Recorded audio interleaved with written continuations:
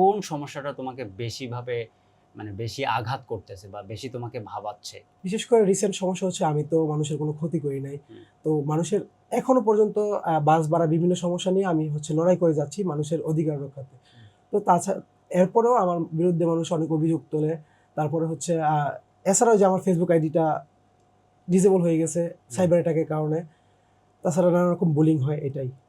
তুমি যে একজন জুলাই যোদ্ধা, এটা আসলে এর পেছনের যদি গল্পটা একটু জানতে চাই যে সম্মুখ সারির একজন কর্মী হিসাবে নিজেকে অ্যা দাঁড় করাইছিলা। মানে এর রিজনটা কি ছিল? মানে ঠিক তোমার দৃষ্টিকোণ থেকে? ২০২৪ সালের 1 জুলাই থেকে ১৬ জুলাই পর্যন্ত আমি পুরো পরিস্থিতিটা দেখলাম যে বিভিন্ন আ সমস্যা, কোটা নিয়ে সমস্যা। তো এই বিষয়গুলো ফেস করার পরে আমার কাছে মনে হইলো যে যে জাতির জন্য কিছু একটা করা দরকার।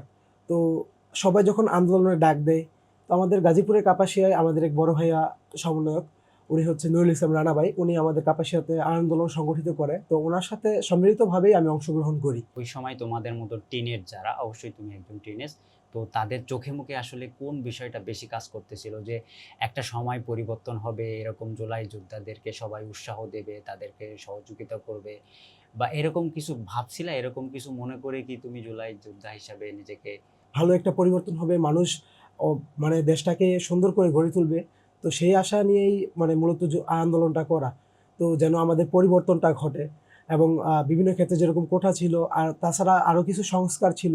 আপনারা দেখছেন যে ১৭ বছর টানা নির্বাচন হয় নাই। নির্বাচন হইলেও ওটা একপক্ষিক নির্বাচন ছিল এরকমই।